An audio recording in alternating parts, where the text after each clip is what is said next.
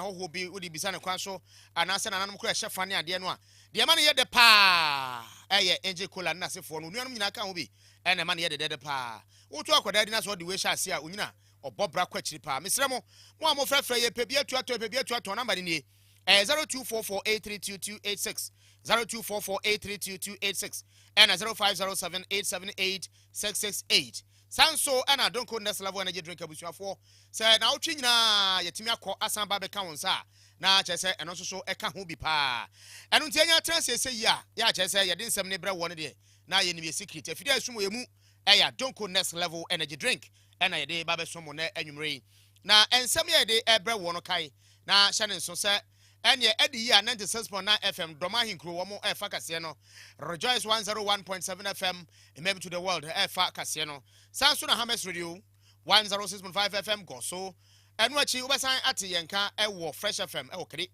Real FM kede Republic FM 97.5 enso won kokko okoman e wo akwapma kropon sa na bebrenu a e fa ama Voice 93.9 FM enso eje kase no Angel 95.5 FM ewo sekule takurade Western FM so fa bono FM efa bebre enu guachiri ya wo manfo age pene so betie yeso ye bogum anwumre ama wate de asisi nyina na yemfi ase na fe nsem ayede ebre wo no atifi nsem no yemfa emra mesommo na sede atie nie GRA ene Dr. Mahmoud Bawumia di o matem no so mo akwadwefo papa baby okoka no de wantie kase yi a wonte Sanso na MPP mrahye dwani ba kon so wose ehuo mo kasa dodo na mo kasa covid ba ya e kro no de ka beje so no enka ban won kwankwa gi sika duro sika gari eno famna metua ho ka da ho no ana na buabia samwa wo hini nto Boniface Abubakar Sadiq eni bi no mo ka ho ya yomadi e de free MPP mo na voter registration so 24 year old Togo ni bi so wa hye ne ho akomfo asembe na to no akwakwaya sa bone ye ni nyina emu nsem ye de baba be somo na sechere east enso so na futu akọ de every health director ehonmo de amatemamufo nyina se obia biara enfa asema wo kan asemihia afa nsem fufuro mu nso so no obi atufo sofo obi atufo ade wo kan nyina ne se nyese mo kwene nam na ye hia mo mra sare mo sakra nipa ne sakra wi a de aka ye den ya mo wo mo na ne ka ho bia no momfa ema wo mo wei NP no an ka ho a ye de ebra mo ye twa ho aba ye ba be buadin na afi ya so mo kwampa so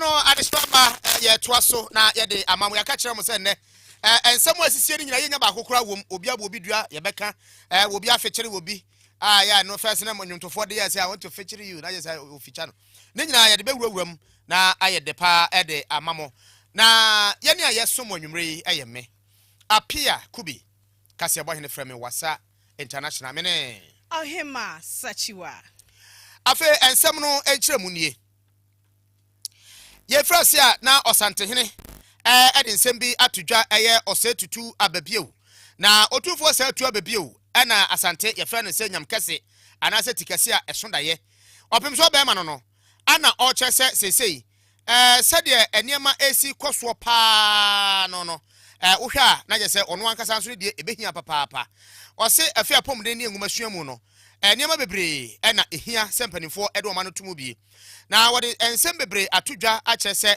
eze se obi kura wie suku a se yi a nya osua ye ho nimde ya so de som wo man ene ade no ne nyina eduru ba bia na je se akwakwa ye se akwasukoko no nkosem no na ewum ne no a etu awie no no de akwakoso nkwasukoko krom ahayi ade onfa nya dwuma saa ne ma we nyina ya ade a ese ye hwe na ye hyemu kina na wo mo a ya wo mbe ya dwuma nyina no ye saka mo krom hayi a obi so be ma ye wura nyamkese a wona da sante eman nyina ano kire se saa ne ma no a ekoso no yade a ha dwene papa eno je o se mpanimfo tu ho na mo ne ya kwade sensen we atudwa ebra na KNUST one mudwumadie ya etoso ye aduonum nson 57th congregation ekoso no enam so pani wo di brekase pa wo KNUST ho no mo a suku ni nyina wona da no se ne de ntino na bibia ukwati no enye yie ene nto okopie mu ho no mo a okasa bebre na ho eno de saa ensusuo wei e de atudwa se yenhwe na se saa nipa no nyina nim de no enka krom hayi Need to unite in our quest to ensure sustainable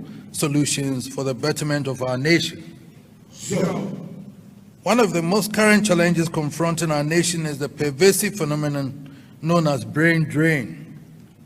It is without a doubt a disheartening spectacle to bear witness to a substantial exodus of our health professionals, teachers, and graduates, all departing our shores in pursuit of more promising opportunities abroad. This exodus, at its core, resembles a modern form of colonization, where the very minds and intellect that ought to nurture and lead our nation are choosing to depart, driven by the allure of seemingly more fertile grounds elsewhere. While it is important to acknowledge that human migration is not inherently negative, it is equally crucial to recognize that if this phenomenon remains unchecked, it poses a huge threat to the future of our nation. The departure of our potential leaders and talents, who should be actively contributing to the growth and development of our country, raises a formidable challenge.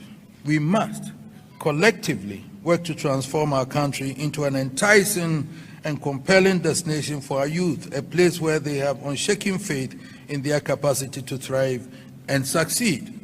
To achieve this, I call upon the government and all stakeholders in education to embark upon innovative strategies aimed at retaining and harnessing the potential of our young graduates, creating an enabling environment that fosters entrepreneurship, facilitates job creation, and stimulates investment in research and development is crucial. By doing so, we can effectively staunch the flow of our nation's intellectual capital to foreign shores, and in the process, construct a prosperous and flourishing future for our beloved country. Let us unite our efforts, therefore, and resolve to confront this challenge head-on for the betterment of our society and the preservation of our nation's bright and promising future. And with all this, but on this topic, I've lived abroad before, where we worked in restaurants and all those things, even though we had gone through the tertiary university here before we went there. So the people here are much better than living in abroad, and we have to be honest with ourselves, because graduates and all that, people qualified and not getting the work they want to do because they are taken to hospitals to clean and all those things. Whilst you are here, we accord you all the respect and dignity as a lecturer, as a professor, as everything. So please, let's stay here and work. I don't know, you were said to Asantima Ruatica Sunda Yamkase, and was on Ukra, Sakwa, Kukum, the idea of Brichepe. The neighbor who is somewhere had no crown for Sobe Briches, about Quatrabridge, and 2 years Kunua. The woman no Piguha, never Sombra, so we a pen or say. One day they said, no, we are the Diana, or trap it, or that I cannot trap it to her. Would you go two? Was this how you are also to form a good year, one family across war, was I saw your hand over two, if it's our minute Maho. Nasan Kabay and the same Caswa for, ya the Hoya do a chance, and a good self forest. Ah, what time I own your minister for us in the home, and Crank for us in the hall. Na a total forest in the hall, and carrier forest in the hall. What's over minister opens you drinking? What I saw to a dear Ben Aoye. Dear Ben Aoye, I was about 2. Meno, what's our minister? Ah, bound 2 1. Ah, one more grady be better grow 2. Wow, 80 and 2 forecasts and come here and send 10. Now I'm for a defense in a position for Gadiomo. Not yes, quiet. Nana Casanate you. Vice President, whenever I speak, I am compelled to denounce this destructive practice of galamsey. Though the government has achieved some level of success, the menace is still a pervasive problem, inflicting severe damage on the environment and the water bodies, resulting in a surge in waterborne diseases, skin infections, and horrid deformities among our people. I call on all stakeholders to be vigilant and help the government to flush out these illegal miners. Not so long, we all heard of actions I took against some chiefs in my kingdom who were either covertly or overtly involved in galamsey activities. And I urge the government to take reciprocal actions in the fight against galamsey. Chiefs, as custodians of the lands, bear a solemn responsibility to act with integrity and diligence in safeguarding our natural resources. The government, too, must step up its efforts to protect our land and combat this destructive force that is eroding our nation from within.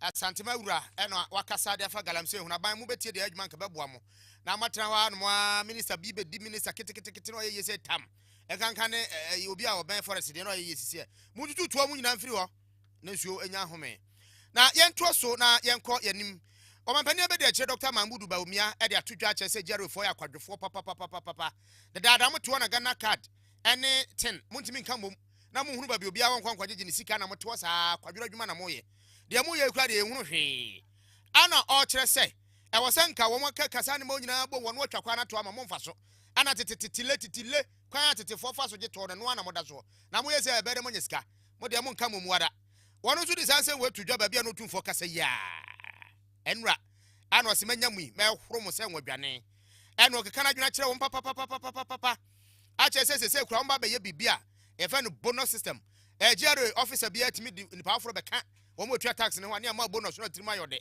na o se efiri December ekro ya oba ba be lanche ade foforo bi kura de aba ne akole wo da no aso nya Ghana card na wa hunu nipa dodo ho Ghana ene wunyini nyina na utuato eje ne wo se no sa number no ano de beje ne to a che se no so de ba wo se free na sia se de Ghana be sia ye dafa na wo mo okuta Ghana card so ye mam loan mutim tua no wo so ba be mam low interest ene loan na wo je wo ho ane am SMS agosua na wo nyi be 10 billion bi mfa nya bibi wo se wa mo reply bia no mo de aba wasa wo mpe 20 billion bi mfa nya bibi ni e ma messages sa ni e ma message sa yo ba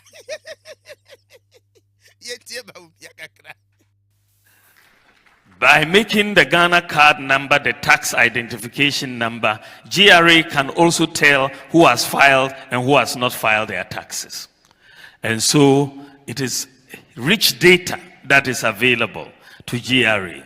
And that rich data, I'm asking GRA to use that data. It is a very lazy approach to go and keep looking for taxes for people who are paying taxes already, when you could look at those who are not paying taxes, which is the vast majority. And they should be the ones that GRA should be focusing on. If they pay a little, the vast majority, we will get a lot more revenue without the need for any increases in taxes. So I'm admonishing GRA. I'm saying that the data is available now that we have put this together. You can tell who has not filed. Give your bonuses on the basis of how many new taxpayers your people can bring into the net. I think it will help Ghana better. Your Majesty, we've also done a lot of work on dealing with the ghost worker problem in Ghana. And thanks to work with the Controller and Accountant General's Office, I believe that we'll be able to announce in the next couple of months the elimination of all ghost workers on public sector payroll in Ghana.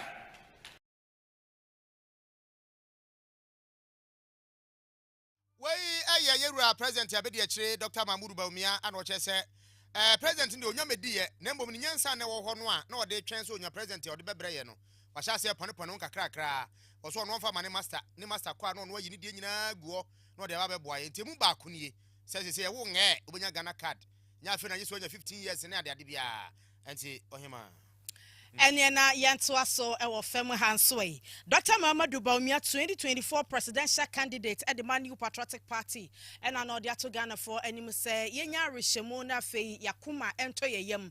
Esansa odin tutu bebre egu akwamu a ogidi yese. Ebe such a Ghana for ya brabo ama enioma papa nko ene beba yakwamu a.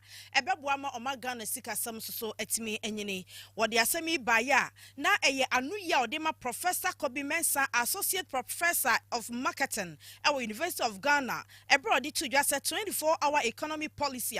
Former President John Dramani Mahama, Abo successor NDC Cyber Power, what they buy Jumano, was a yeche policy be a Ghana.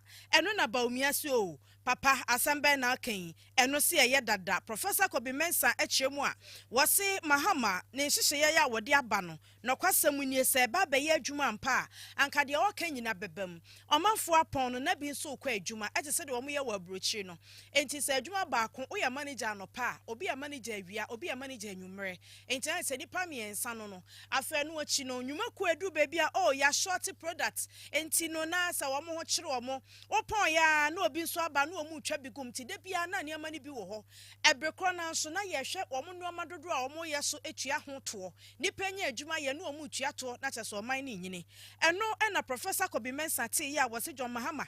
O can say somewhere now no 2016 abanumua and carry ne san seba sacha Ghana ni Dr. Momiate ya no say oh Ghana for more vision John Dramani Mahama way na mo hwe adwuma pa mayor say si ampa me ya bedi akire na 2024 general elections wo beto aba ma me win bio ene emu hu se enoma pa no beto so sa na so do so eno no kire say sa wo hwe John Dramani Mahama the track record and answer na mamu obone a wabebu pen na de na ode na no keka no a ukogidi wanhwe a wato amenem eno che se e wose so obi eto aba e wo Ghana ha ohwe pani a one kanini no owo ensem na hobi ene nyoma pa bi a wawe a yese beko din fata no a efata no akono na eno na Dr. Bawumia esre se ma obi anyamfom so kwakoto aba mama hamo sanso no de wo ba obebo man.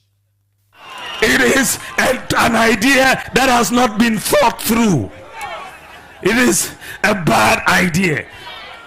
And so I want you to compare me and John Mahama, who has the ideas to transform this economy. Who has the ideas? Who has the ideas? Yes, the track record of John Mahama doesn't show innovative thinking. It doesn't show ideas. The track record of Dr. Bawumia is idea after idea after idea after idea after idea. That is the difference. I tell you, I have my own priorities and I will have my own vision. When I become president, I will bring more ideas, and you will hear about them very soon. And I yet say, or dear Nibray, John Dramani Mahama, no say, I dare now can on shed I mean who ye, and Queen Mafia. I was therefore, yeah, twice the amount was Subio Sonny. Na Nina and Sam Rashibajani, ya, Ujinamu, Edema, Tema West, Unyam for Carlos. Kinsley ahinkra on kind of crown one every ballot paper my marriage be funeral. Now papa na oka ede Ghana for bi no mu a wo mu ban se ada ya ba wonko a won UK for chesika France for chesika Holland for chesika Germany for chesika Belgium for chesika wo bia nka so osa je fi ni krom for monko a man chesika ensuo na me ebuka krebi na ensu fimpo ana mu wi na mai kane aka krebi mu wi a mo se mo sa agimade Adanya sa Canada home abanti obi di nema ba covid levy mo da so je bapim the covid zuni ba bia biem chamanfo kan semi sama minority kura ka na o se o de bufo na yi anu so what the emotions you so the dey you ana say an na mo ke kasa no na o ka sa ban brem ho no aduane timi enkontomre froye e de kwa chi mota bofu ho kwocheche eni ba bi no omudie na mo ka say e kan ho ana ngotua mo ana mo betua ana nkwankwaje siga gari wankoma lamfo nkwankwaje double money ene ema so mo am hu no de betua ei bre yetimi akasa ene wakeka bebre I want to ask them, when we went on lockdown and they were still receiving their salaries, when we went on lockdown and they enjoyed free electricity, when we went on lockdown and they enjoyed free water, where did they expect the government to get money to pay for this? It was that money that we used to pay. And today we are asking you to pay back.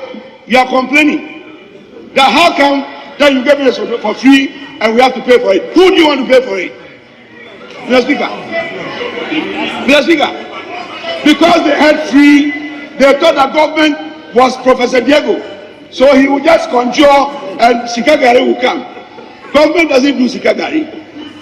Government will have to take the money from you and I to run this economy. And that's exactly what we are doing. You are complaining that how come there's no more COVID, but we are being taxed on COVID whatever. Mr. Speaker, I'll give you an example. How long ago was the Liberia war? But today, when you are calculating free trade from anywhere in the world to Liberia, there's a company called War Research Charge. War Research Charge, after 20-something years in Liberia, we are still paying. Why? Because they have to reap whatever they lost when the war was on.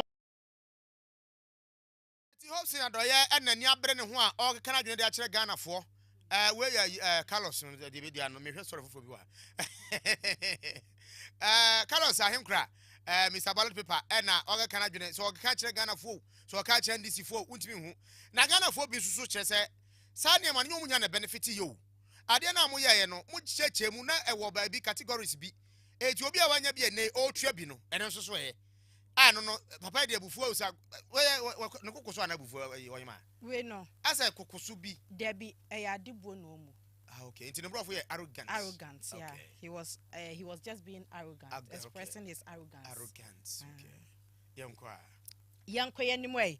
Kaisa way a sisubio and some tea ewana watchi mu away a cassia wahudromo and no and a yachem you na ya different ebrow and then and you made a fade abafu for crab cahono. Yes, I did be bogu as yes, it is a bo JB 20 friend sisubio. So I saw the wagon check out so I bet me I can Facebook a Angel 102.9 FM. Yes, I were YouTube a ABN Angel Broadcasting Network. Okwanwa subscribe a baby I buy a near sendo lead no so the be abetimi ahwe bie echakra abetimi asen akwakohwe na wahye na no wafoforo nso so etie bi obi di ne birthday ena fa ne birthday message ne bra Facebook ye bekan aka ho ena Appiah be shede time pa ne ye de akan messages ne say November born's birthday no ya na emupi some media ye wukwada 29th ai yanko boga tanga central mrahye bedwani Isaac Adongo and then inside yam ninkoto jogu from se krokra wase aboa ne semaka na menwe Manchester United defender Harry Maguire me power chow from Bonnie Chemi. The entire nanny chopper in eba ne se a baby na working Vice President Dr. Mbaumia Asam as a wodi economic management team anim. And so ma bon nega na ebo. Wo muntimi to Ghana sikasam ama sikasam agin mo ama obi antimi ehunu de oye ne ho. Asami worker no no anka sa ni nua muntaka kura ye no nwanwa. Afi no ha na ni no hwe no wa ye nanim say bias wonka so nya so nka so to aso. O de be hwe Angel TV say me bo abra Facebook na be hwe ebra na Isaac Adongo eka Magaya asem no hwe said ani a man no tie twe hwe ni say we said no hwe no say asem ne no nwanwa di nani so dem anya me tanka no net one anya kando we am pani popa o say no omo kra say no omo hwe no na asem na agi omo nsa wo baby ode asem na ma ode okekako asem na no see ye Manchester United fans edi no ho ya papa say hwe abemu enam no so ema bet di en no and adnasa wakwaja parliament edna to ba mi aho opa de na keken asemi beje ntre ha pa yera Isaac Adongo sabre no na woka English player yi ho asem a na woka say economic management team pani a wodi animu no na bra bo nyina no wono sa maga we and ade wantimi anko go kura no anka defend e ono ahye on goal entinu na chasa sa na ba omi aye ono so timi ye adwuma no aboka to Ghana ho na Ghana ekwa kotua na no na no benada yera Adongo kokko gina parliament na ono so egde ensemi kokko tu dwa na okeka ne fanto hui wasan di bi kokko fa calipo 50 pesos a na wobi nom ho na afa so waka say ade aka ne ye 50 pesos na nam say cedis modi kwa ye am campaign kakenti amaboa no kura akosoro ɛna afei so wɔse sika a ɛnɛ yɛnya wɔ Ghana ha wɔyɛ tuo mu nso so hima na ehim kɔfam saa nsɛm wɔ nyina akyi ɛna ewura dongo wieyɛ ɛna ɔse bra magaya kafra awohyɛ ongos unifo mitimi found to Bawumia because Bawumia ne bono oni seso. If you are a fan of football, and I'm happy to see you the other day jubilating when Ghana won. But there was a player in the United Kingdom, in England, called Maguire, who was playing for Manchester United. Harry Maguire. He's a defender. He was tackling everybody and throwing his bodies everywhere that he was seen as the best defender in the world. Manchester United went and bought him. He became the biggest threat at the center of Manchester United's defense, tackling Manchester players and giving assists to opponents. Mr. Speaker, when even the opponents failed to score, Maguire will score for them.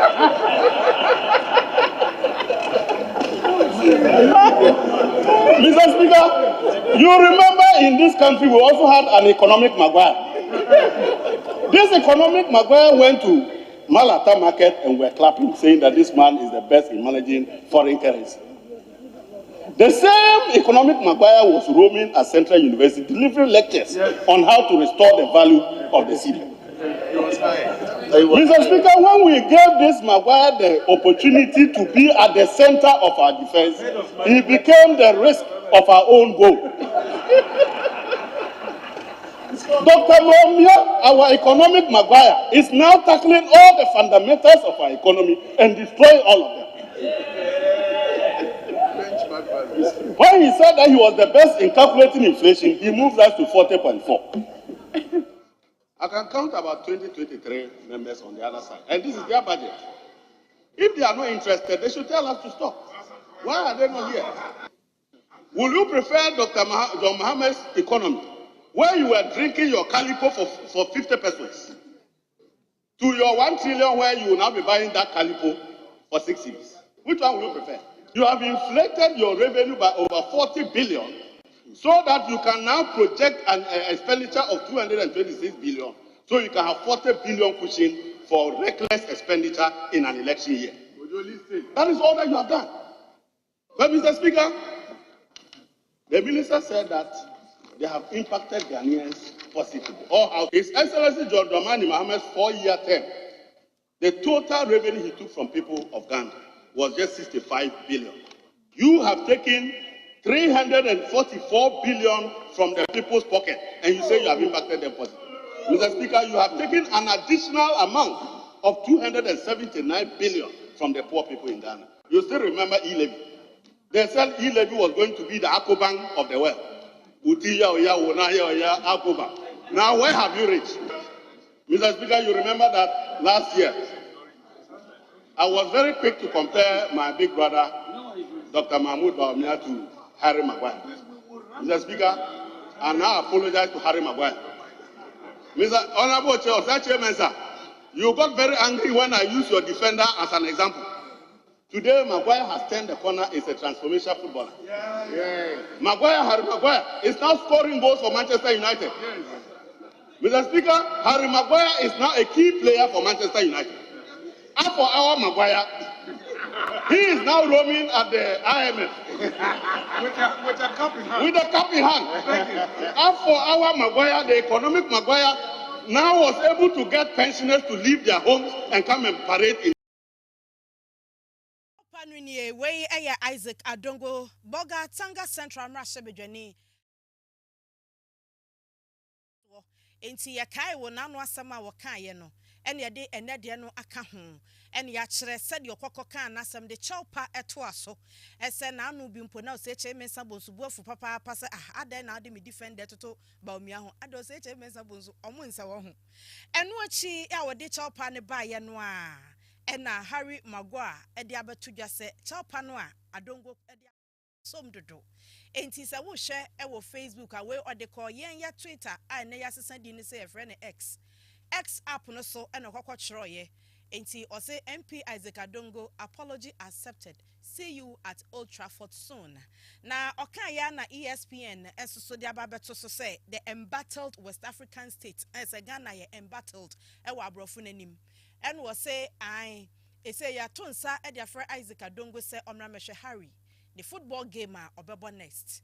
Na chere say na samu okoka ye ho chopa no Harry Maguire agia tumua enti nei asumdwei abanemom ne krakramu no Isaac Adongo say odene toto Maguire no Maguire timi improve amana hu se ampa osafata so obo Manchester United e wo breko a ye ma pani abade a kire de woda so ewo ntwetwede e wo fam a tia no otesan e te se de bicycle ati free abra break nim e wo kwayem yenko yanimu na we na ye open invitation a ode Kubi and Azesen ai obema wa man invitation let me dey akwakohwe the game be obebo wait me try to the phone was Maguire say oga so remember achievement I was for ya to akase wore so na team no so tie chi solid aye de ebre wo na tieni ense wo ye NPP so kokokwam nyokuo na se o ma sha se akofa Kubi praye tentene bi mo am won kan de mo wi am hyada hu ni pisa na wo nsuano nsuano semfante ne zima ho no no a utim se Kubi praye no mesi nsuano wo Kubi lai ho no a that is ye nzima ene wasa ho no a utim se Kubi praye no omu yusu pa na se Kubi praye bi na secretary general secretary edema NPP Justin Kodua Frempong JFK wa sha se a wode pra MPP mu adan ya wo se adenti na so mu nyina do ma ho ode no mu nyansa nim de no ma ho fe ade kotae wodi sika tom prada kwadwo alankyerematen akiri na wo mu nyina na akyekyere po na makwa kwasane mbo bola so na mama ho ayefi enti sa na te de a sama jimani so monyimani so nti krata ne kyese aja Boniface Abubakar Sadiq home na wa hini nto home ana de hekura bi house andoye home munyina mu firi ho na mo mpa babi emfa mutiri mfa firi se mo ya de mo kyekere kura enye yie ana buabia samwa home etini pa na yi de ye kasa yi ya pam wo munyina ya yi o madi a kyese school no mo anka yi o madi wa hwe agi so mo kotwa be wunya school bi anko biem first na nye computer and anka yi wadi wasankrego a na kosa hwe kwa school ne de ye yi wadi a records no da ho na wo mo kyerese enye se yi o madi nti na dinti mu bia ebeba party no mu ose ensi krada evise wo mo wo amamra ya article 3 clause 5 no kyerese yenye nka bomu da ne mfa no kre enye adwuma de ahye nsa na no beboa ama party na timi anwe wo wi no sa de futuo de match tafo se wo mo nka mom na mo mfa no kre ne kokoduro nam ye ensom na wo mo mpre tumi 2024 na meyen se na ho se wo mo kwa na timi break 8 ne nyina akiri no na wo hini nto akasa e wa asemi ho se ono ankasa cross ho dada ana abamu ejiro maka nyina no e hyira anya nwanwa bibiri and a general secretary Susan Chance na me as a former general secretary no minim party mrano any provisions na wa kutu nyina de okubi ene say party no ayi presidential candidate Dr. Baumia na Alanche Martin so declare say oko as independent na abontin so ni bigwamba bia matchle say mijina Alanche Martin echi na meta say onko independent nintino party constitution ni chire say enonomy forfeit me membership no kore sanete minim ni nyina na megitum nso pa entino enese ba na sa enne na sanete ampani ampara no na was into as a former general secretary megitum say Alanche Martin any would nipa and memory baby a Ghana Gina idea say Ghana for to abama no o no ana obutimi aboa ma Ghana tidiano asesa akole papam achen baby a was isi na Mr. Maminchire mu kakra an sakura ansana Alan e be free MPP presidential primary no mono na me o hidu ma din kan ya kadeda me kan kura da man kan ba ko man kan minu to na akasai ade America na no hini to pa ye tamwa na be kwai Joyce ejina mu a na akwakwa ye tia gas to wa himfi ho no na odimu akotere pa na me jan na ho pe eti oni obunda na maka be kwai pa na Hobson adoye nsusu ye nipa ba ko a waje nipa wo party mu na se eba Alan Campon so a wono na wasan hwene so pa e gas obi asan hwene so a na je se woni de odimu adontere ye na ebra o muka se ye na dina no se o medamu ase say ye dear fanto birthday New York na asemo yes sada ye idea na yes a birthday mo achede na mdama mintima so mtwetwe say picture ankam ne kobo mempatifi na mdanya ne bia na mahwe etu ono so na no ye ya wode aba ebra ye san no to we wode to ni page where X page and say Facebook page where Facebook page say church X no any to that difference ya na no me story on natural X me wan kro and I will catch you former Twitter and I say Elon Musk say we friend X me so me W means WhatsApp yanko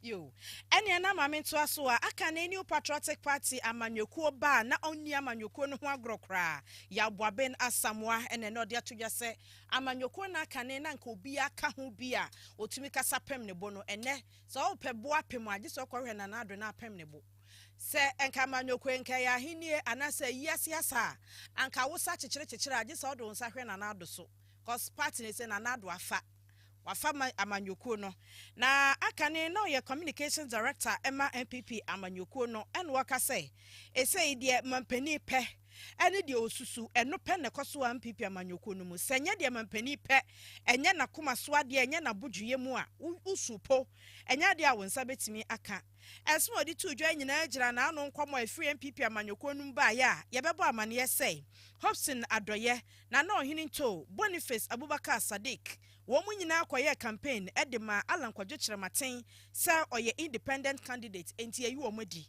na no na nam so ama enkomodie ekokoso a obi a kye na dwen ene sade wasokrata mu yede atodwa ne mu a wade sa semba betodwa a wo kyere se sa ohwe wo mo amanyokuo no kura mra eda ho a ye omo ayase ayi omodi no wo mo afom kwan yewra samwa ede ne sam tudwa se wadi MPP amanyokuo no ho yawo nanso bibia nu a e shake no shake onwunu se boni bi kura asi esanso odwani amanyokuo no fie peperepi mu nie no de ne ekoso no etan na eha no mposo ode ne ho bagim so wo ka amanyokuo no ho samre yi a ene amatete apansami ma yentie sede yenua bema na se yewra yawboabe na samwa wode ensem atudwa.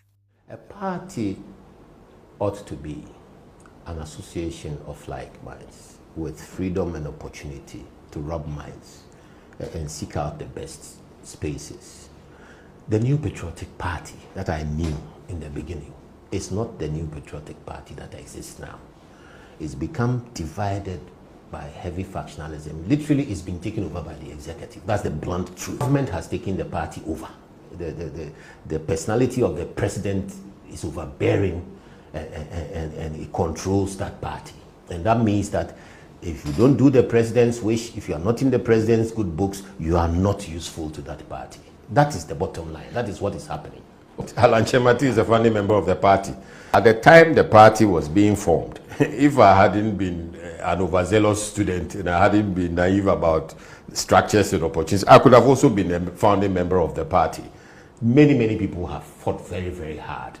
Some have lost their lives to build this party. No single individual can say, and indeed, in my own small way, as I sit here, you are saying that I've been part of it and I'm throwing it away. Has he built it more than I have? Has the president built the party more than I have? He became president because we all supported him to become president. We all fought for him to become president. We need to distinguish when we say party. We need to distinguish and look at the leadership. You can't lump the entire party. When we say party in this conversation, we are talking about the leadership of the party. Ya Boabena Samoa, ya Nancy, ya MPP for us, one more in a day. I can know communications director or no, and I HSS say the party no, a Becca Cracker and MPP be a Becca Nanado. Cause party the Nanado Penqua and a Juma appear soon. Cause one of I didn't share Facebook. My own son, my fire and fair hair and a birthday wishes as Subio. Cause bar never also found their bra and ya no con. And so my account will hand your tin. I watch you be able to me to agent Charbana Yajibre. I can't account a day amount. Appear to us way. Right, I'm so for your trosso na yasomo and na yakwenmua. Subio near Guswa ya de mamono. Na ye call from Mantemo, Michel Voter region. Na Arabia wanya emfie aduonu nan agese usakra ne de ye sakaye enyo nam amanebo ne kire se waje ono ankasa ne krafri ne se nwala vanyo ye wo framantem ho no a de koba ye nyina ne se wone ne mpra ya obesra no no oba kura sai togoni ana je so be sra no ewo alavanyo ho oba ya so be kire ne so no oba da ho so be hunu panty sen dem ho so be hu oba mo werɛ so oba tirinwio e se ma no wo mo drive a wo mani no hye da hunu ade pii nkwakiri e de se de oba ne mpena ho ana ne kuru fra adwuma ba ene na ni hunu ade tra no e hunu so oba bi kura lipstick kura kana kura ta dem obehu na so dua so no de ka kobo mu ande wo hu oyo asi my hu esu ni kuru ba na enwi tia ba ko sei ata ne kuru hye tim oba ye behu and we don't know say e bia oba ye ote oba ho pampan yo so oba nkwa yesum ye ni mu se de ye I will forget about I went to me and canoa or the Homash and the con. I just say, as and get to a cry. Fatrium also on country own. Yonko. I na any num as semi, ya call Wellington Pongo, eho. Na watch it, Senimu Ache. Wellington, thank you for your time this evening, for joining us on Sisupio. Tell us what exactly happened to cause this incident. Brother man. It's a very sad story. Hello. Hello, brother. Hello. Yeah. Can you volume your voice? Yeah. Good evening. Good evening. Good evening, Wellington.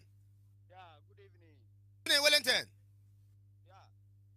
This is Wellington from Alabama. Yeah. We are listening to you. Yeah. We have some issue between some two brothers over here. And brother man, it's not easy at all. It's not easy. One of my brother and his girlfriend, they had a quarrel about 3 days ago. So their boss man called them and solved the issue with them. Just yesterday evening they solved the issue. But before they break today, the girl hung himself in the room. Are you privy to the exact issue that popped up between the two? The exact issue is just like the girl is dating another guy somewhere. The guy is dating another guy. Before the boyfriend gets to realize that she's cheating on him. So due to I think due to the shameness of what she did, that's what she hung herself.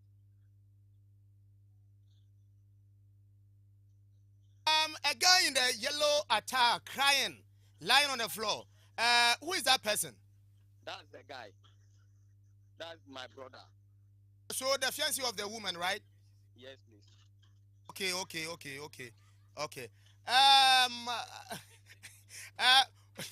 We heard earlier that police has taken away the body. Yeah, for sure. Okay. Thank you very much for giving us such report. Mommy Angelo, because the English is Englishing. And yes, sir, the English is Englishing. Appiah Kubi too. Angel, 102.9 FM. I was here for Wellington Pongo and I pen 177 million for interview. No, I say Obani Chiti Mwa. Or just William. I Obani William and Obama knew who ye. It's Obama knew who ya or the cotton penny for me. I can't send me and you near Burguniso.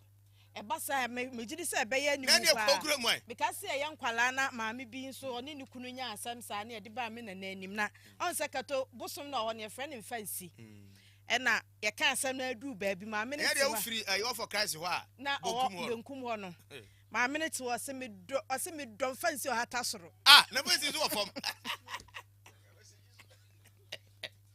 Or semi don't fancy your hatasro because now they are no work and it's him. 80 when I say when fancy no not a hanger. And then I'm Akobasano. Now more Facebook send me name some winning docra, winning subine. Subine. Central K Bryant are serious soon. And now Dr. Odani Macro Junction or say incoming on your baba yeah advert. George Kubi Tuesday or say the English is Englishing.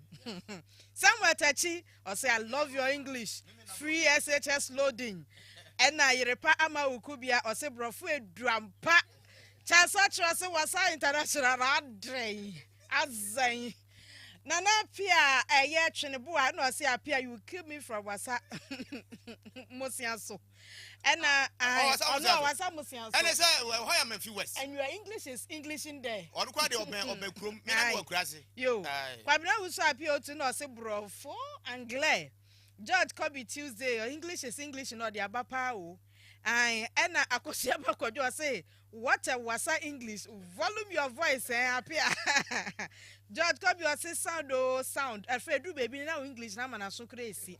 Oh and na for fear John say oh why ono your wuo na sem. Oh 81 na cha so chebe no say hey Angel News is the best of all. No so dakuma and na ohwebie. Enti English is English in the ne edru baby what I am the party no. English is English. Volume your voice and also ho. Young queen anymore. Every and broadcasting network. Radio ni media na enya boba. Aha. Young queen nim. Area ho sam ne se nipa baako ahwere ne nkwa nipa mienu ewo tebia emunye kra. Ne nyina ne some macho groups ememu a omo batinkentinkantin bi ekokọ clash ye. Ewo bibia ne ewo atoye mantam e western north. Ewo asase ho plot of land enye ekawo. A plot we crab 70 by 100 and not 70 by 80 na 100 by 100 imponempo de 100 by 100 boy plot of land ho youth leader and a die yagba ya no omo no so nipa o se wapira na wapira mu oden pa we ni ntwahwe nyina na gu ho no ya say e de wawudu kra so omfaso ohun ti youth leader and da ho no ye nua be ma Kofi Jaban ono na asemiasi ewo nani so yankwa na ye ne prof eni nkomo menu aba ma Kofi Jaban ma joy na bibia ni yanka godu asam ne asase ayefu ntamu asam nwie eba ne san ne ma abo ne ye hye moto hye japade ama nipa krafa ma hwere ne nkwan menu aba me na asene nchia atiefo ade se ne dai babia ni kurubia no finra anne ne nansane na eba no kuro no akura hwire ni nyina ne sese ne awoka no enye plot mpomu a eye bia ye beka ne se container asase a enka ntete ye bobola ye to ye nan no edisi go phone aburu so abaye aduonu anase dunu eho asem ene ye kan nam so ama enipa atoa nananum awonse do ewo ho ni nyina ne se abusua bi ede wona asase a yebeka nse wo fie animu edum eye opanyini bi se oni ni dwuma ewo ho no ma na chese yebeka nse ode kiosk bi tete kiosk na ebo modene edi kokosi ho na wadi mu dwuma na we na abusua no kirem se breka kire no mahu se ase o convert every eye kiosk no abomoden ede akọ container wo bra wo mu kirem se bi owo anyi wona sotire ewo sa akwa no so enam sa ayo so ema abusua no yese nya de so mo be pene enti no ne tintini ne tietie nyina ne se wo mfa wona asase ento wonho nanu na eye beka ne se nipa ya wo ye container yi ebo modene ekokọ fa eye ye beka ne se bodybuilders yi bi e beka ne se matwofo yi bi ema wo mo beba guide no ma otimi di container no esi ho nanu ana asase wura no so ebo modene equally enso kofa eye matwofo yi bi ma wo mo betu container no so edisi efom enti edementeme ho ase eba ye beka ne se matwofo yi mienu ntemu ma enene nansa etututu obo modene ko so ma eye anadwunu munu etuo ka eye emu baako ade akyen no na enra fie no menteme ho ase agukọ so a ene edamu ni nyina na ani yade se nya na so aposifo abo mu modi bia na omunim se din yo ab ene se na nadwunu mu ho no mo yese nya ne nte se asama ne ho me so enam so ama etuo aka nipa mienu a emu baako owo mu no enam so otimi ehwere ne nkwa wo bra na wo mu ko ye beka se ne fie na oni ho no mu no ni moto wo mu koto se wo wo mu twa agya tum ansa na nu akiri no ye beka ne se omu kwa hunu na agya omu ne sisa bo so a ekoko wie se etuo kasa no omde no kopie mu komfa no echi abaya resabe a onam so edeto anananum ewonse do emprempre am no kasa idie enya de se aposifo atimi achi obia nemom diyo kakra atimi yiniti ewo baabia ni a ni nyina mu na aposifo amaye ye beka ne se assurance se Nia watu so was answer my simu biano, mobile set a mala, everything no Eddie. Mo any adwuma Professor Kofi Jaban so de bebo munie. Shana so see about to us na de besi bia e we tire no ye de abasan se ate se ahyehye japade ene nsem pia e we atire. Na eye ene ye to aso na yakoye nimu a aha enu nie crash ni motorbike a yahye no eno ena uhunu se eda Angel TV so no. Anya moto keto akra ga na so your friend youth leader or din pa so wo ye de ne pictures ya na ote ase ni bi kire wo a wawu na ni komu pa pempra ni a egu ho no say 50 cent agidin ko ya America ni ntira Allah so kura mfa no ho pempra ni egu ni komu no yase sa na ne a etimi chichire gan na foforo ajo san jayo nyasam keto akra eti eno nie ni motorbike ana otwie e kire nipa ban a na oye ewu kromu ho ya enne kikiri mentime wase abotra nipa ni ama owuo abai na yenko yanim ewo ensem foforo so a ene dencha aye akwabo so hene na nakwadwo ampon toso mienu ena abo assembly member afei na opekwan ababetena konwa so e osubi electoral area ewo apa dencha potemu ho wo bona baso pa ewo ne yen kakra bi a waye ewo na doye a woda na die ede che omanfo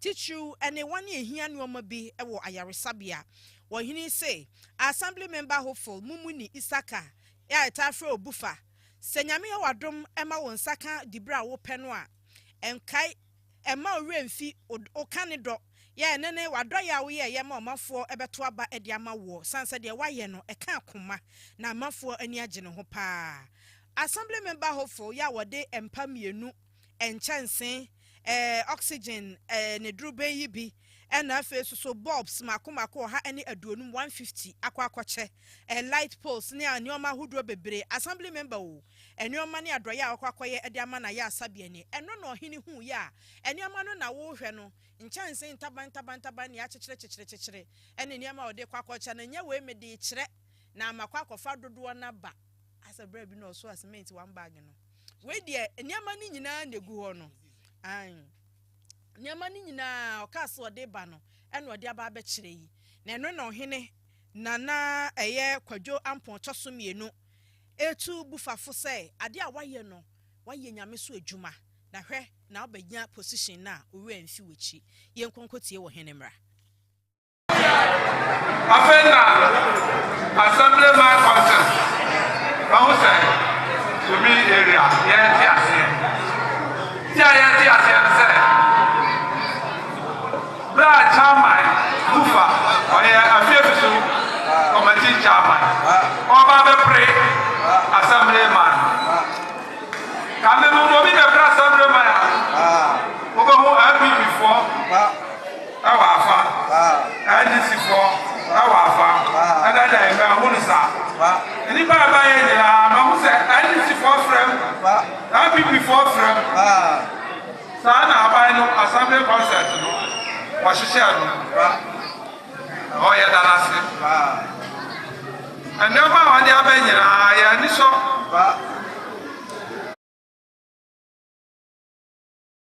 si ena mumuni isaka ya tafre ne bufa ebemo ese de wo bisa eyese ebeto abanama no no so atime enye ginabra obeyi ne do adi akire yo meda obi bialasi meda ndri ati fo ase abse asamemo ya kunyato ana me Kubi ti bitumi usi wo se meboa be electoral area no ekoto street board ba fa ko 150 ba ku dey 500 Ghana cedis beside hospital bed 4 oxygen 6 and normal new roofing sheet 15 the command depend kro roofing sheets 15 packets street lights 15 ana TV ba ko de omi mu entina oma se oma dade oma mu gina ye kura nka ombe so mo contest bi no oma hu de omo nyina asifom ade omo support ableme assembly man ya kan da sema ya oteso wa sifom ade support aba former assembly man wa sifom ade support aba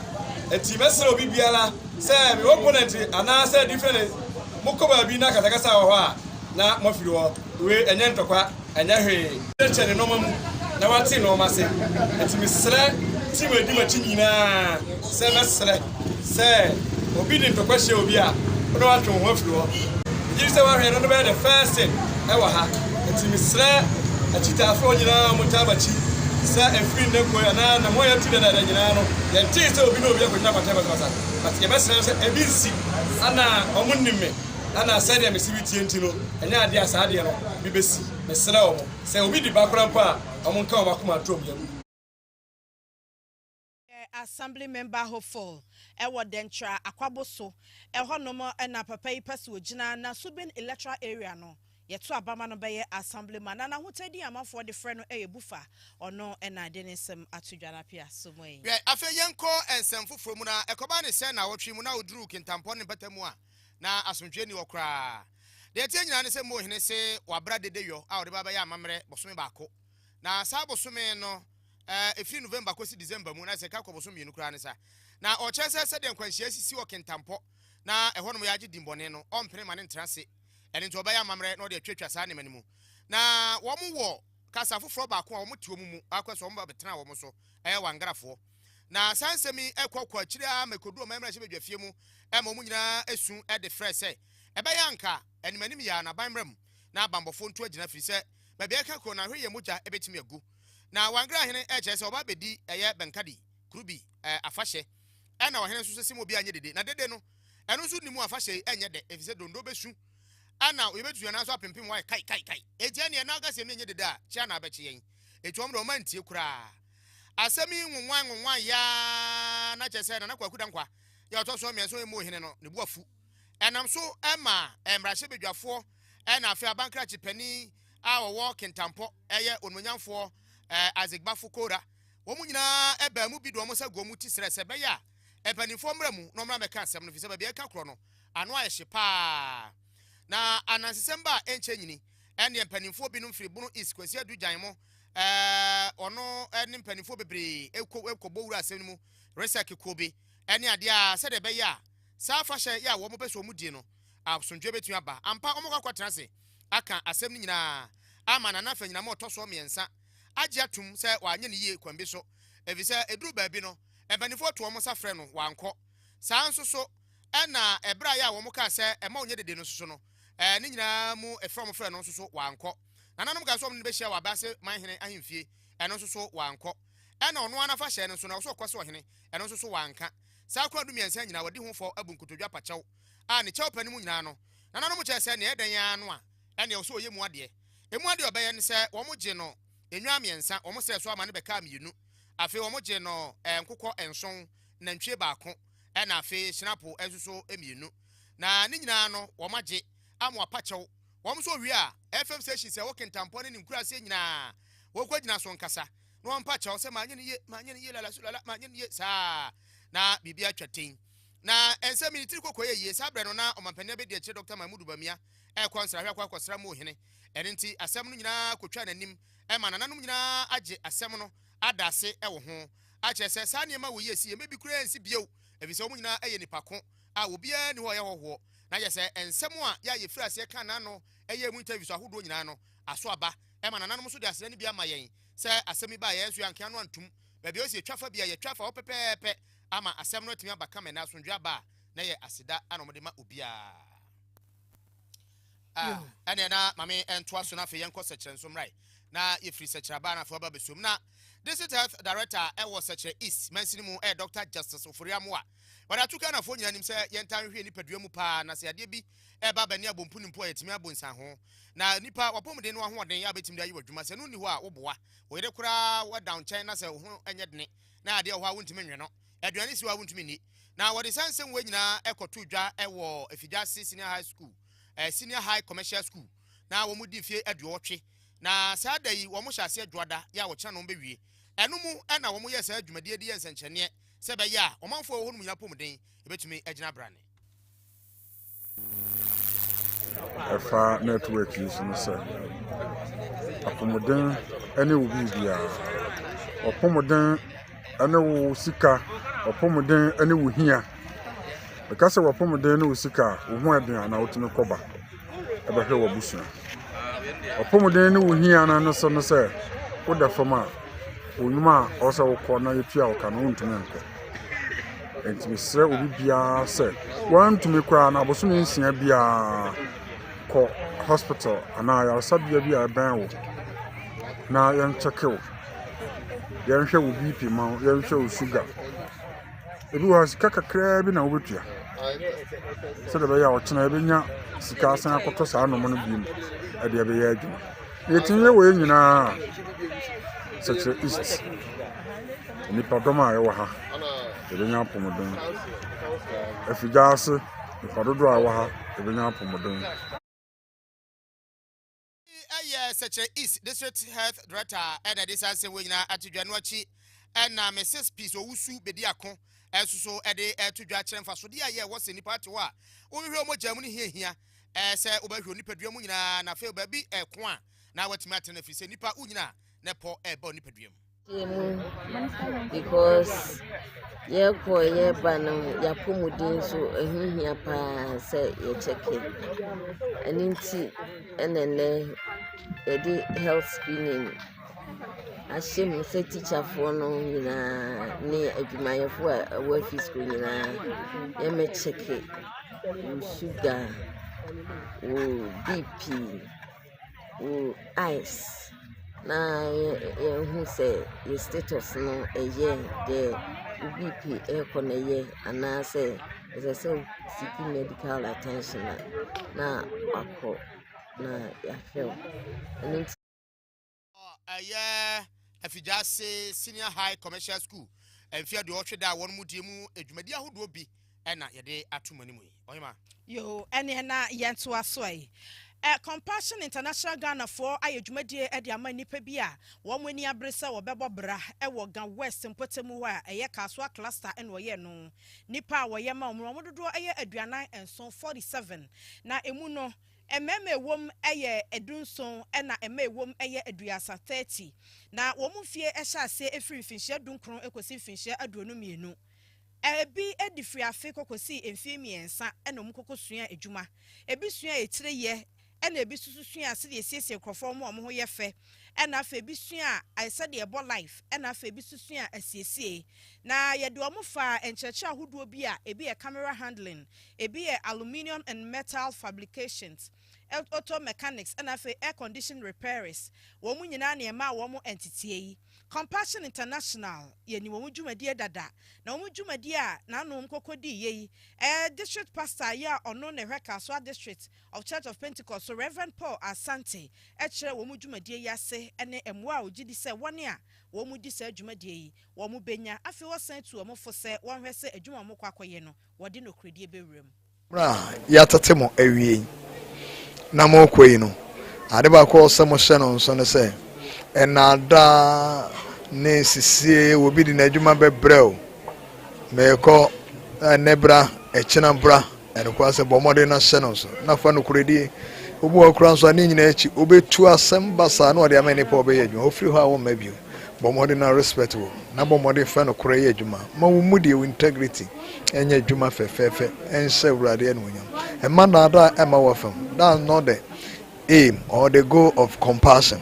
If someone does something, na mo bomode na mo yenhwe so na mo nyansunsan so papa ema o man ne wiase nyina men fe na da men fa tro men pre ho nya bomode na ye adwuma kama fa no kredi ni nyamesuro ye na ense Kristo eno yam.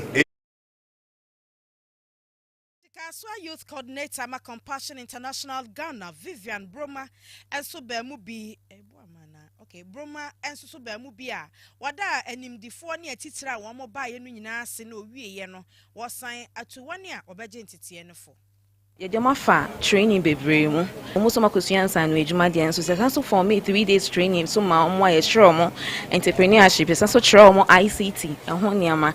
Yes so sure omo financial management inti ye hwe kwan se omo koi. Eni se omo de omo edwuma sem ekodi agro. Ehun hia so se wo se otumi nya shop kese so ansan no wetumi start bibi ama wo ho.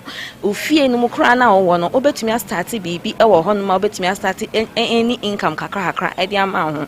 Mistress say a man ko na se isi wo mu yi a omo nkai fi na ma omo nkonkwaye niema bia e de ohaw ebesa bra o mabrabo se ne ye hunu se wiase nneɛma bebree asesa nti asesa no na sɛ obi nso adadwene ehunu ɔmo nso ɔbra na ɔmo de sika bi ɛboa mu a saa adwuma wei no ɛyɛ ade a bɛsrɛ yɛ mma no sɛ ɛne obi biara sɛ so ɔkɔ na ɔkɔsua adwuma na ohunu a ɔmo mmɔden sɛ ne nsa bebi a ɔmo yɛ Bible no sɛ wɔn kɔ ni wɔn kɔgye adwumaden sɛnea ɛbɛyɛ a wɔbɛyɛ Compassion Ghana for Jumadi Shrunkwa Womadi Ede Ama Mabuno and one year woman Womushia Doye Adriana so 47 and the Kokoti said what they want some to Jano. Na yetwa and some no esono. And a Jumakoya Womudi and Regolus Investment and Financial Services Ghana Limited. RINFS. Womo ayisika mu dropa 10,000 Ghana cedis e de akwakoma asiamfamwa nipa womo ho kaye e wo akosombo dam spillage no ho no na dwumadie yi a womkokodi ye wo kire se wo yonkoda no da e na dwumaku ani di ene Regolus Investment and Financial Services Ghana Limited for nso womo ho a potokasam de friend corporate social responsibility no womo CSR no ebi ne se obeboa ama wone a womo ni womo ye adwuma anaso ni womo di nsawoso no womo soso anya bibi papa bi afri womo ho eno na nam so nti ema okankan wani no wokai se ye rokoje to ablakwa ye mrahye badwani e wo Northtown ebra asemi ba ye no gina mu pa koma ne manfo ne sa so nti nipa be se 12,000 ya womo ho aka na ene womo fie ahonokọ na womo ntimi nsanko womo nchie bi kra da classrooms no wobetimi aboa womo ama womo nya sika de ehia womo ankasa no womo de akwakoyo ne sa so nti na wode saa sika esom 10,000 Ghana cedis ekoma ye rokujeto ablakwa na mpanifo asese wafuo dɔso a woye ni nyina nti ebra esom se wode sika no kono na ewe okujeto ablakwa ewo parliament ya wodi dwuma ene womo to ano ho a wode sika krata kese no ma no na ansa na no se sika krata no na ne ketwa no ewo envelope mu a ye ablakwa de eno no eto wanse no ba beje kese no dami check no na fe wayi akire amansan Penny a wono ene di animu na ogina adwumako Regolus Investment and Financial Services Ghana Limited for anemu ede ayedie koye eye ono a woye fixed income specialist Mrs. Esla Prempe Jade ono asusu onene HR administration officer Miss Abigail Esiloko ene koya wodi sika krata ikokoma yewrei ewo emrahebedwom mayentie sede yewrei agi sika no ene enkomo a ekoso a Madam Asla Prempe Jade editu ejaka ho. We've seen what has happened to your constituency, and then since we are in a community where we are getting business from the community, we thought it wise to give it back to the community, the little that we have. So this is just a small token from Regolus Finance, presenting to you the MP of Northtown constituency to support your victims. And somewhere if you are a buyer, a Jumakwa can one more semi. Regolus Investment and Financial Services Ghana Limited. Nanwa da wajuma penti abo mabaso ewo Seas Ghana Business Awards event or ewo Kempinski Hotel. Ewo nkranha enono wabo wabaso say Young Achiever of the Year 2023 female category. Yedema penia wano eneti ejumako ye Mrs. Shivani Makhija. Na eno ena yewra okujetwa blakwa eji sikakrata no wie ye no. Wada womo ase papa esa no kwasem ni nipa wo mo aka besa pem ani ahanum enti sika we beboa ama wo mo nsoso ho ahare wo mo kakra. So like to express our deepest appreciation, particularly on behalf of the displaced victims. You know that according to NADMO, about 12,633 of my constituents have been displaced by the VRA-induced floods. We currently have a situation where about 7,000 are being housed in schools, and so because 1,500 houses were totally destroyed, so they've lost everything. They have no place to call home, no shelter, and they are putting up in the schools. So what we are going to do with these funds, I'll give it to the Accountability Council. We've set up an Elders Accountability Council, and they are advising us, but I will strongly suggest that two things: either we put it into our resettlement housing project, because we are building some houses for the displaced people, or we do probably cash grants to the displaced victims. But whatever be the case, be rest assured that it will directly go to the beneficiaries, and it will really help us to ameliorate their plight. So we are very, very grateful to Regulus, and it's the first time I'm meeting you, and hearing of you. But you are making such a big impact with this, and we are really touched. And may the good Lord bless you. Sam Okoye Blackwa and Ebo Regulus Investment and Financial Services Ghana Limited for Abaso as a Woba Yen Che Nenso Wawa Humo Bronetima Womo AEB a day ama. Afeya twaso na yakọ yanim na yeka say osofokase ba konsoso atufo a wo kyesa asofo nyina ya mo twe akra no mo hwe ne ye na monkae mobrofo ene woni bi efiri se obekọ abonten akokasa kire obi ogato obeba na afa na tade na ode bae no a na emu pampan to otre obi kura wanchen waso dem a na nipa ko twetwene ho ade kyen o metransa akonwa no so bio na ye bo afode nso apese obi en sore because no so ansore a na e ne fere wo se sa ne man nyina moa na mom ye hunu kwan befa so a ye do mo ba be san aboa wo mo ene ye ko Dr. Wyatt Assembly Pentecost ye wo Newton say ya awurade nyame so mo si hwa asafo no efe kwa etu ko wa no akokam eti sa no pese obi a enye bie na we no eye dwumadia na ekoso e wo Faith Evangelical Mission Worldwide Chief Bishop Isaac Rex Noy na oye General Overseer Edema asore ni sisi His Eminence Chief Bishop Hale Nikwe dwumadia no ase na womo kasa no wo cheche sanse mu nyina kire se opani a wono na te sa asore no wo yo obi a na wo wotema ehomobro etikro besisi hospitals ne ade bia school na mamafo nya ho faso na so ne de akwa se so obi ti asore na se dom ne bamu a ene omo ba na ye ji omo sika nyina ye chi omo se wo eti nipa ne de awerho na akwata nsin room musa wo sa ne ma nyina no eyade a emwa na wo mu di mfihia dunum da 50th anniversary ana dwumadie yi mu kasa ye EPC. Our activities as a religious organization, and be able to expand the institutions that we already have, like the health and legal institutions and educational institutions. We should be able to expand and have more, if not across the country, even across Accra, so that a lot more people will benefit. So that in the next 15 years, when we are celebrating our centenary, we can say that we have been able to build on what we had 50 years ago. Is there any other thing you probably want to add? Yes. It's a mission school, and whatever the curriculum is Bible based, and the fees too are very moderate because we don't intend to make profit. We are giving out to the community, to the people. So just something to keep the teachers and the school running. They don't actually take Oyechi ana sofo ya wono na wote na sore ajese ne woni hobi weni nana aya fra ne se Randy Abbey na Ranford Anete Abbey oni ani din pa na daka mu din ne mo Randy Abbey no a ana jese yinim no a na Randy Abbey asunya kwanya ekasa bebre ede efa ne nana chese oni ho sisi ne dwuma pa obeye. Invited guests, ladies and gentlemen, thank you very much, Faith Evangelical Mission Worldwide, for inviting me to the Faith Cathedral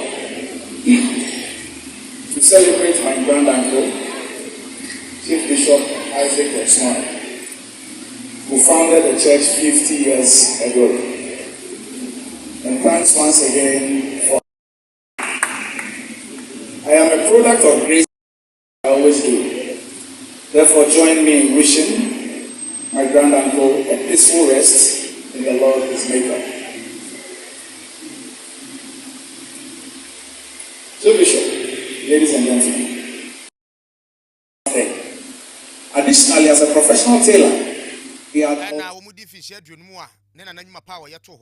Wodi ho adanse pani bi no na wɔn manfo wɔ mmerɛ mu na afei brɛ mu ansa na akuafo mu yɛ adwuma kakra bi ane abragu ane yɛ nhyia nsuo ane anye sei ane awia bɔ dodo mepakyɛw aduro a de kan no nso ka ho aduro bi wɔ no mu a ɛma no ba no gyina wɛn etie nsuro wɛda bia aduro ba ko pɛ de metima kan fa ma agyenkwa liquid fertilizer aduro yi na ho tedi yɛ fɛ ne sɛ shower dem on broni ɛna to ne dini saa ɛnya bibini mpo broni ne hu sɛ mfa so ɛwɔ so na ɛma asedua so amako so entosi so ntropo so nyado so akenka so mango so koko so cashew so bibia so bia so ano si hey this one shower them all na yɛ sɛ bia no a ɛyɛ atosode ho dwumadie bia cabbage nyina no ɛyɛ shower them all me ba cho benyu machiri kwan no ɛwɔ fomso akɔkɔbra ɛna afei ɛdwe so onwe ɛsɛ jagro chemicals ɛna wɔn ɛde abaye so distributor ya wɔn de abadwa so ɛne nto ba frɛ 0535 007 502 0535 007 502 ɛna 0546 864 287 na ono bae no enso se dɔso Grace gives a back clinic and laboratory services sebra na wɔn sa yade na wɔno no de nea wɔyi afiri mu ne sɛ obi a oyɛ mum kwata ɛna afi achacha ɛne obi a n'ani afira mfie dunu magimi ɛne wɔn sa de ka nyina wo de kɔ bɛsa bɛma bɛma hwa ana etia obɛma na woro pa te se nufutene na wɔwɔ ohwim school junction yɛ wo ba kɛse kwa so akra nso wɔ chemota ɛyɛ petroleum bungalow ɛne family life international school di hwɛ mu wɔyɛ adwuma firi dwada kosi kosiada anopa no wɔtwe kosi nonum fra ne fa 0543 320030 ɛna 0246 518 003 Ohemaa Bremoy yo ene me ba mu a mayenkɔhwɛ sɛ de enuanum bi so ɛde wɔ mo adwenkyerɛ aba ɛwɔ Facebook sanze eto nsa frɛ sɛ ne birthday nyinaa yɛ gye akan birthday no so nyame adom pa ebi aba gye me nsɛm mpo ai birthday no so nyinaa ne kenkɔn ne me cause November yɛ me birthday and ya Charles such say happy birthday nkɔma ne lovely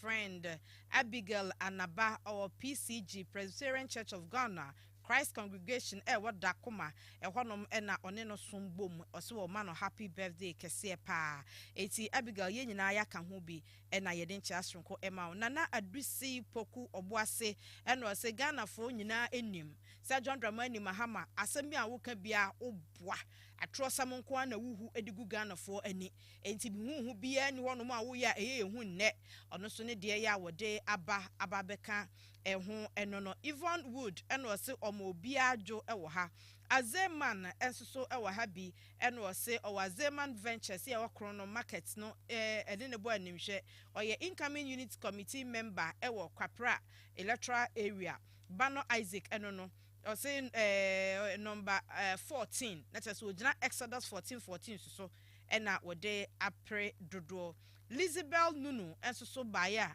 eya adwuma no a eno de be ma yen eti Appiah wayi bi wo ho a wo de be ka ho anase memfa de aka nyina nto aso preko enti yegusu a ye hwe Appiah brofo nanim obi akwa dictionary aba ehwehwe brofo no ho ba se ye hu repa ama wukubia de brofo edunu behia yen ewo ha ena Charles Otri so de ne happy birthday ne ba ye o se sa minister we pa ebra o ka mago asem no ena afi wo se ohu Dr. Baumia wa bre wote wo ne voice im enso ojuma na soma no edo ka na no tum ni hard mumuni eno oma angel fo nyina adwo ena Charles Otri birthday ne hia pa o se poku no se Appiah you do YouTube Asante Esther eno say the English is Englishin Clement K Aje o se enjoy Kwabena Anthony say Appiah fantastic and George Kobe Tuesday so say Angel News no size George so say wasa English where wasa bro for no and who say Lamusa Combat Philip and so be Maya Jo Veronica Akpini say Appiah brofu say brofu nya wo kasa waje atum sa brofu na enyo kasa Appiah na waje ba bia jutu Amua Charles Festus say happy belated birthday and command Yiri Beatrice Boatima Bedi Akon Cash One Ventures and war still shining in Shabba Ekua and Swabema Yajo Rita Ahin Esi Gum ono de gum makwa kohwe ne hospital fufra wo si no Rita wi ahumi wate papa no ya de papa enya asem keto akra of Anko Hills yo enche bia bekwa akodi enkomo Joe Kofi Baba edisede aba na na adusipoku oboasenie ena ode aba ose wocha Alex Blankson MP ena afe Honorable Jonas Morris Wood DCE Adansia Crofrom ena onso de ne nchia ne free a wode aba ena na mesume ka kira mo se ukwada ebe 29th November is my birthday eyema woda yebeko nunwa New Life Children's Home akwakoye wo mo adoye eno yebema wo mo aduane adi na yebesan aye health screening e de amankwada no enti oketua bia nsafa bi beka ho yebema wo mo ntade yebema wo mo niam ahodo bebre kakra bi a wo bia fabra na memfa nka ho na memfa nkoma nkwala no ne Nyankopon nsira ye nyina number no 0244642890 na chese ye koye nim pacho ma mekrata no Mensaka mira fefe bi ewo fie ha mene no eba bebo enkomo eno ne number saying ai okay mensaka mira fefe bi ewo me fie ha mene ne ba bebo enkomo Eric Kwadwo Owusu mira Kwadwo Owusu me mo adwo mo akwa baba me fie ha ya me nua ba ena wabo life abehia me hasa no me da se o candidates Northern Region yesi mahwe campaign ene ensemo a ekoso na that's why I say I wonder how Blunt can Japan is going to campaign for Bawumia Kwesi Pratt ena eka asemi what say ye wuso mu saying the kan ye chia motie for one hour hwe chichi benche em say ye twa lateness kakra mo banche em say Kwesi Pratt edika. But I did back when I sing the intimate as I say. Honorable Ken, no, didn't na Nipa Bisu say, oh, Yayana Bonnie Binti, you want to mean campaign in my party. No, I know you one thing we need to understand. Sebi, Obia Fiso or Yana Bonibia, I didn't know any question come. In any case, Honorable Ken, and yet simply so beginner, I campaign quite say, or boa party, and patch what them can say. Say one neighbor me make dancing PSO and your campaign. I don't just say only mean support to party because he's always done that or support to party in so many ways. Yes, or disika from cars or the bois party. And yet necessary say so cocoa dancing PSO a campaign. Okay. However, and some baby or yaka because he practice so TB. We are singing at TB. Now nipa na waka and some fibia guno. I know you can almost say no so can be here about me. There's nowhere can Japan call personal to be about me on life. And people, ye di Honorable Kenechino. Yantan radio so baby ye di His Excellency Vice President Baumia Temda. Ne momuno se ojan simpie so can say Baumia any a year won to me na essay party na.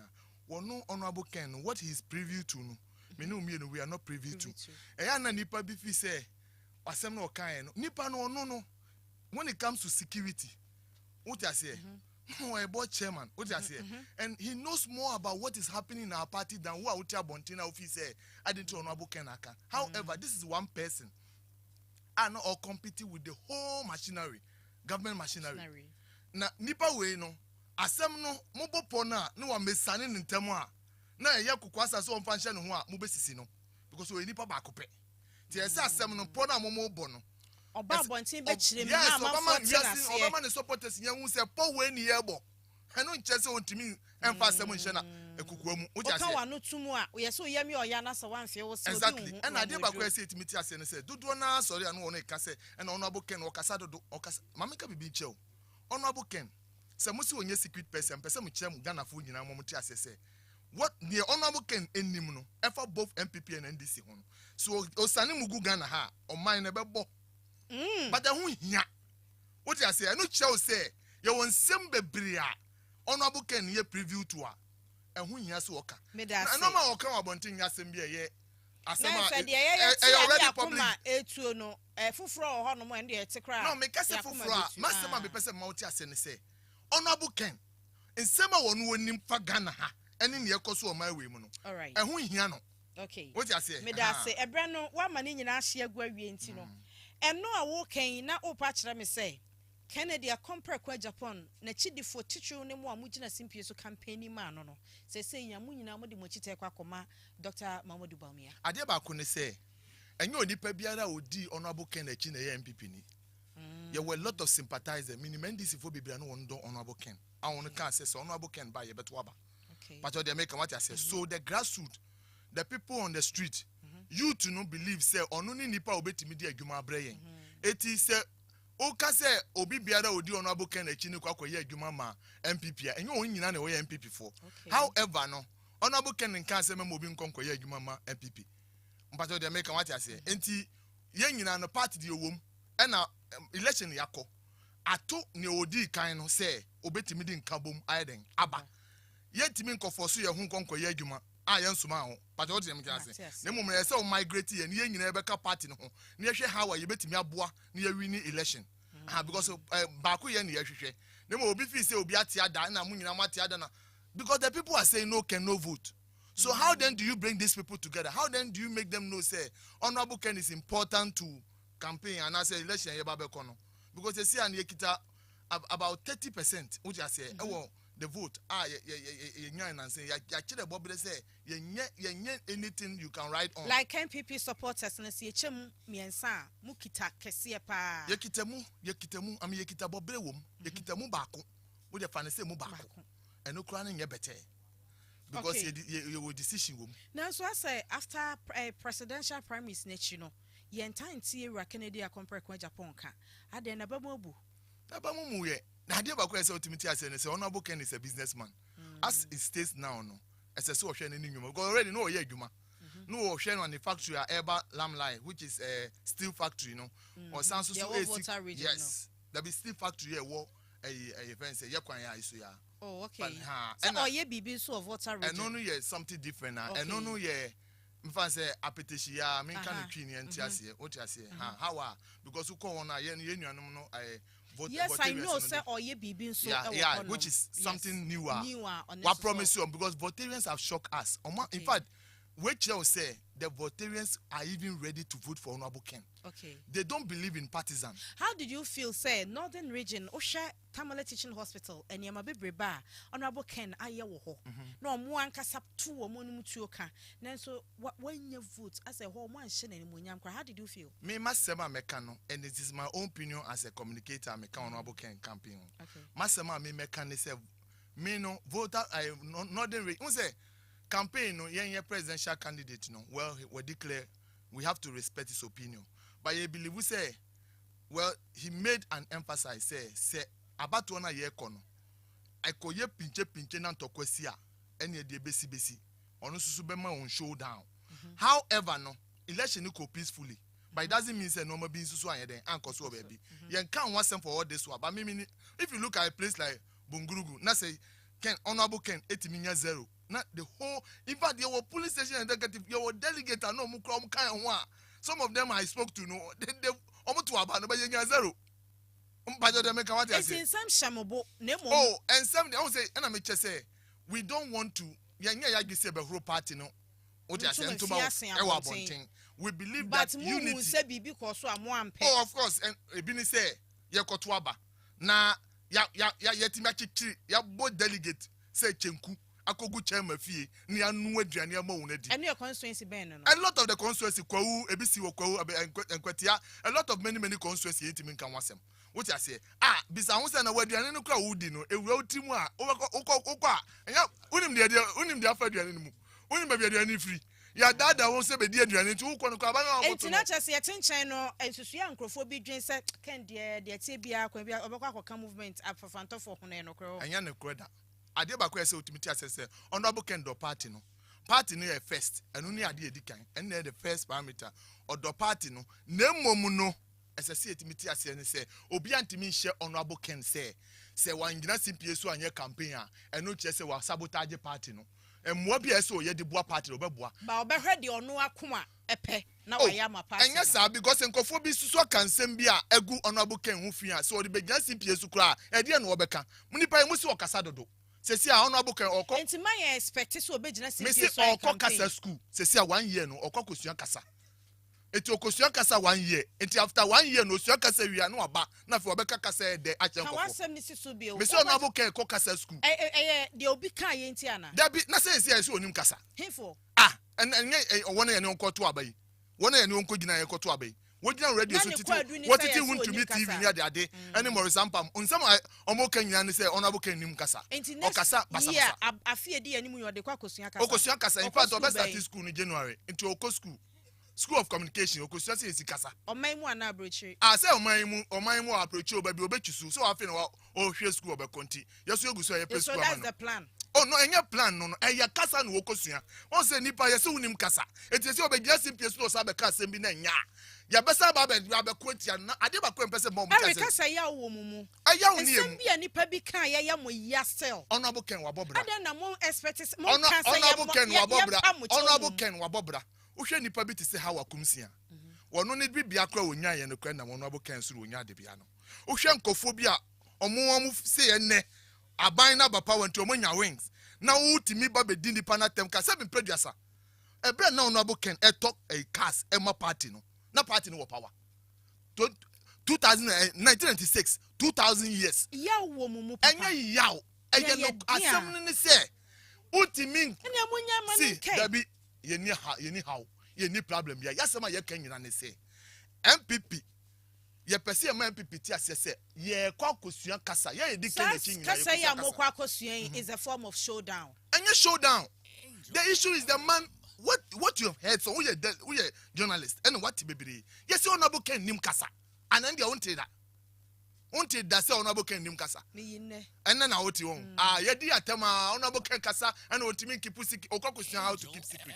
And also okwakosia kasa okwa school bebre. Oh, okwa school. Say in fact and one thing communication how to keep secrets and nyina okwakosia. Adeba koso am person me twa no tofa and say one honorable Ken on can or baby as over contested 2028.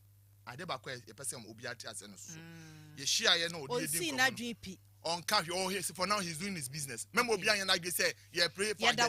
Yeah, sabotage. Obi pray for the agenda to 2028 be and 2027. On no need time. Say business. Mo de mo se mo nya mama mu. Ne mo ye kwakosia kasa. Ya kasa ne. Wan kasa the way ya wo kasa unya parliament abeko. Oh, of course. Yeguso. Hey, sir. Danger. Don't call fin Yeguso aye bon fire. Oh, by we are hopeful. 2028. Yeah, for now no dear. Miss Budget 2028 na nkasa na yedua.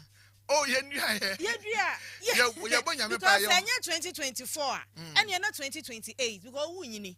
2028 so na manfo so say as a mo chechere mo kwa communication school. For now no. Kasa na o na mo dia 2028. 2028 the honorable Ken more na green pole be biada. Be wo dia wabo. Me dia me so me wo madwan me de nam. Me dia na me personal decision. But honorable Ken dia be person me ma party ahranka di be na mo de beto so. Yente party. In case yente party. Oh say wa unim say pragmatism no PhD na na de ko. Ese say adwen ye adwuma. Ese Ghana for timi conscientize on brain no because say ne to ball go udidi wi no ato atwene. Or mine no mine no. Or mine no say sentiment ati Ghana for mo. Think be a national pragmatic party. Ani ase unim. NPP corona. And we need team.